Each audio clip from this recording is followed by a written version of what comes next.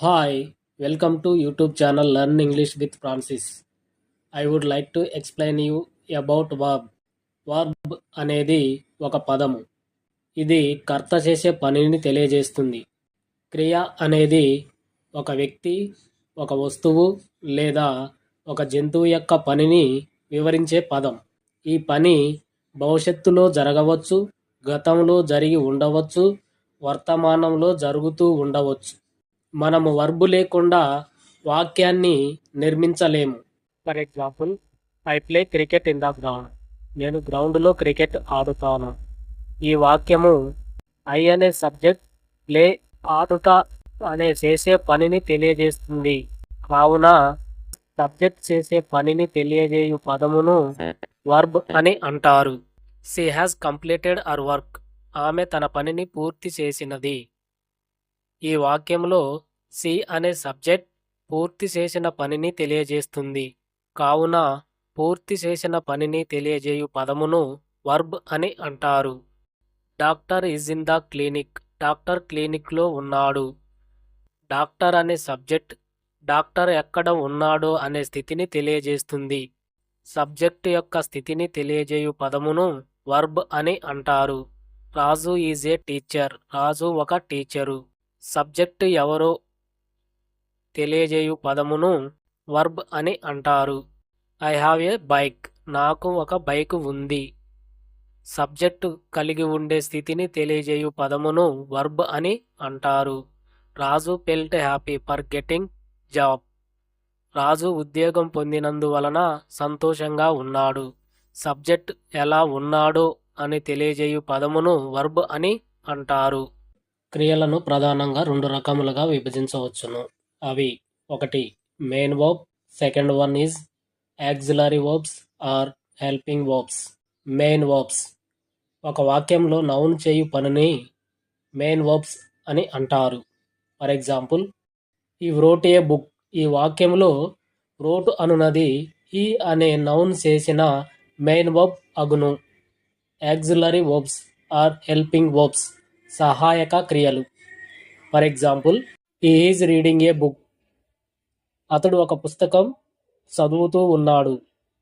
ఈ వాక్యంలో ఈజ్ అను సహాయక క్రియ ఉన్నాడు అనే అర్థంతో రీడింగ్ అనే ప్రజెంట్ పార్టిసిపుల్కు సహాయపడి వాక్యమునకు పూర్తి అర్థాన్ని ఇస్తుంది. కావున ఈజ్ను యాక్సిలరీ వర్బ్ లేక హెల్పింగ్ వర్బ్స్ అని అంటారు. మెయిన్ వర్బ్ను రెండు విధాలుగా విభజించారు. అవి: ఒకటి రెగ్యులర్ వర్బ్స్, రెండు ఇర్రెగ్యులర్ వర్బ్స్. రెగ్యులర్ వర్బ్స్ అనేవి base form of the verb V1కు చివరన డి గాని, ఈడి గాని లేదా ఐఈడి గాని యాడ్ చేయడం ద్వారా past form of the verb V2, past participle form of the verb V3 ఏర్పడతాయి. For example, listen, listened, listened, listening, listens. Close, closed, closed, closing, closes.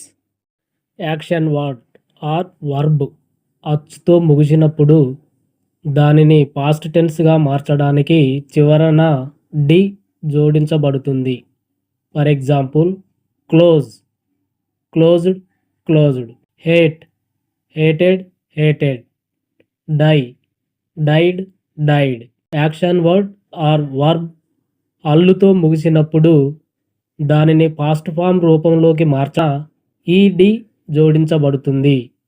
For example, dress, dressed, dressed. Rip, ripped, ripped. ఒకవేళ action word పదము యొక్క చివరి అక్షరం వైతో ముగిస్తే దానిని past form రూపంలోకి మార్చడానికి చివరన ఐఈడి జోడించాలి. ఒకవేళ యాక్షన్ వర్డ్ చివరి అక్షరం వైతో ముగిస్తే దాని రూపాన్ని మార్చడానికి చివరన ఐఈడి జోడించాలి. For example, cry, cried, cried. Fry, fried, fried. Irregular verbs or strong verbs ఒక పదము యొక్క పాస్ట్ టెన్స్ రూపము దాని ప్రజెంట్ టెన్స్లోని అచ్చులను మార్చుట చేత ఏర్పడితే అలాంటి పదమును స్ట్రాంగ్ వర్బ్స్ అని అంటారు. లేదా ఇర్రెగ్యులర్ వర్బ్స్ అని అంటారు. ఇర్రెగ్యులర్ వర్బ్స్ 3 రకాలుగా ఉంటాయి. వర్బ్ యొక్క 3 రూపాలు వేరువేరుగా ఉంటాయి. For example gone, see saw seen, fly flew flown, ring rang rung. Verb యొక్క 3 రూపాలు ఒకే విధంగా ఉంటాయి.